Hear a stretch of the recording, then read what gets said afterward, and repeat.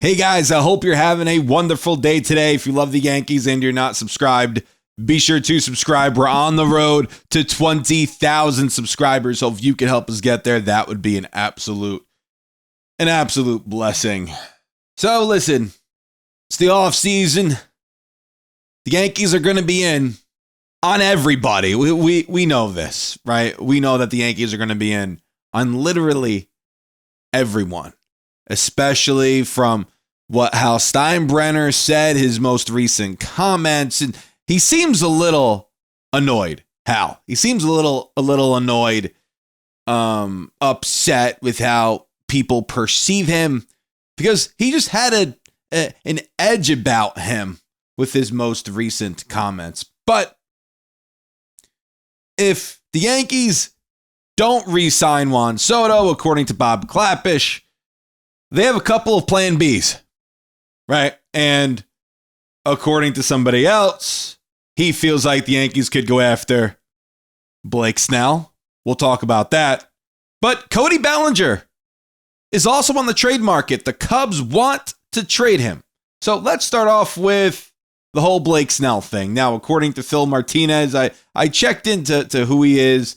He's like an editorial writer for SNY.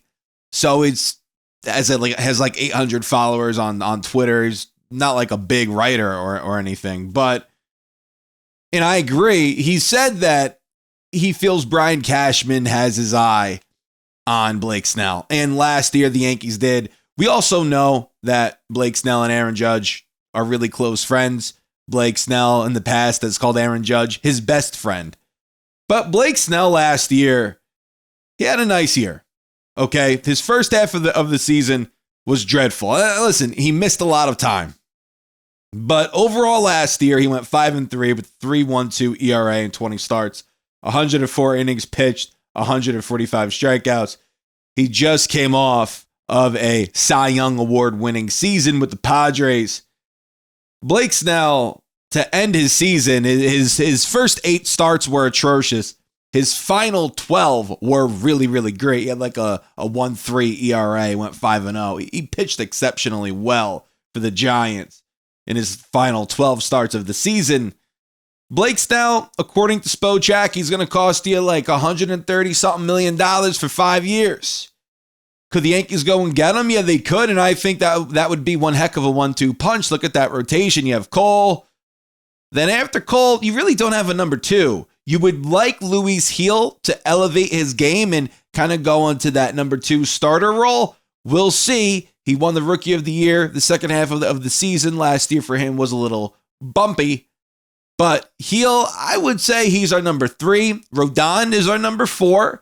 And 5, Schmidt, Nestor Cortez. Maybe Nestor Cortez and Schmidt compete for the 5th spot. And then Marcus Stroman.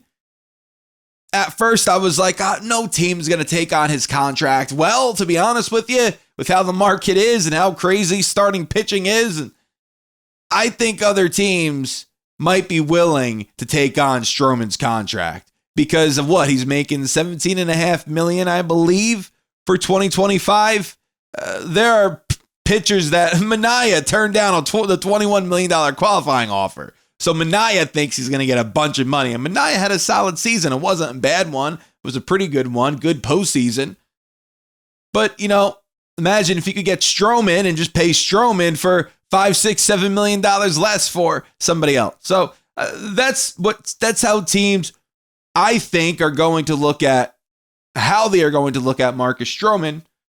But, Blake Snell, do I think he comes to the Yankees? Probably not. I wouldn't bet on it.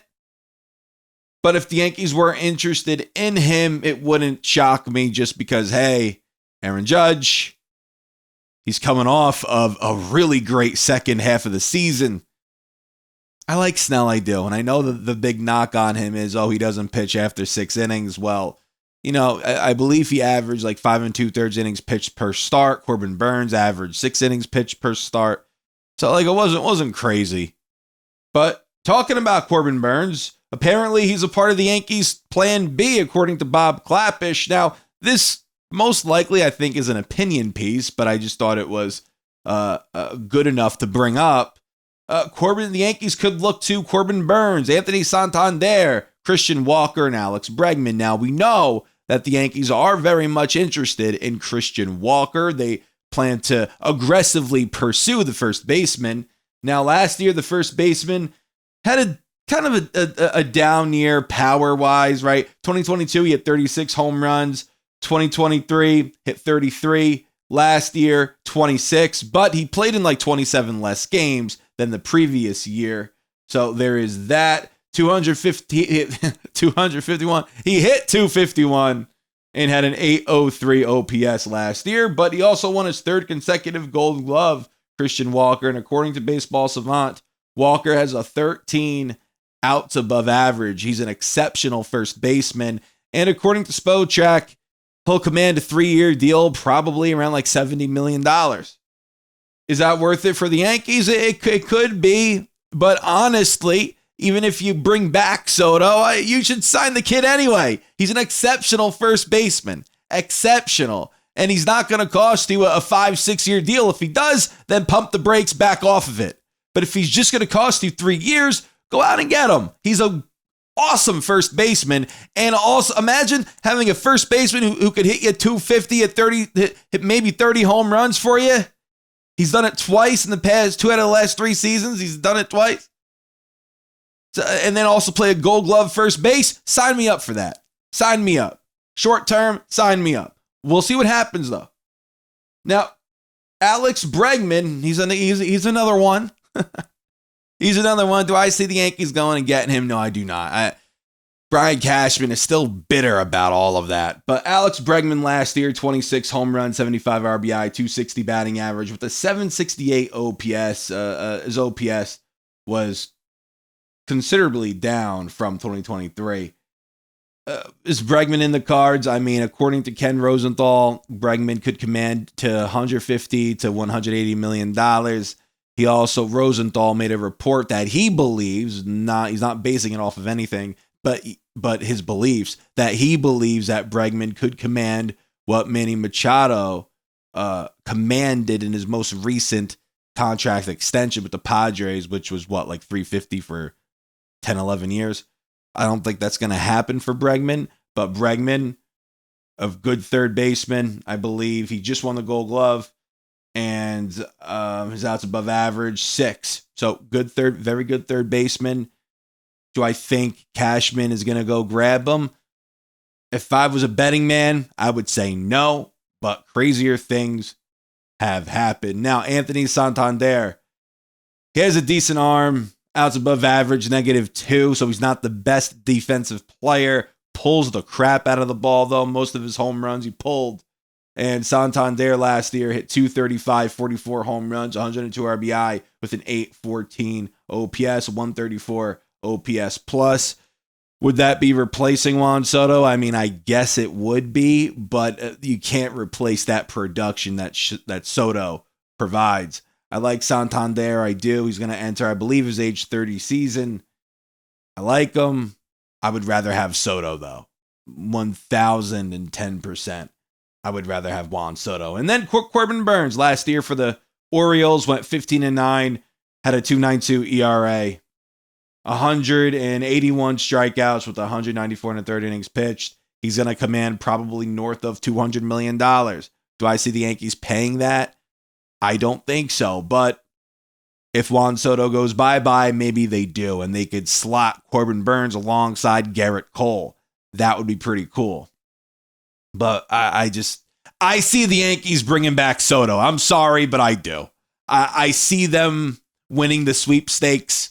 I see Soto coming back. I'm just envisioning it that he's going to come back. So that's why all of this, I'm just, but these are plan Bs. And as of right now, the Orioles and the Dodgers are the leading teams for Corbin Burns.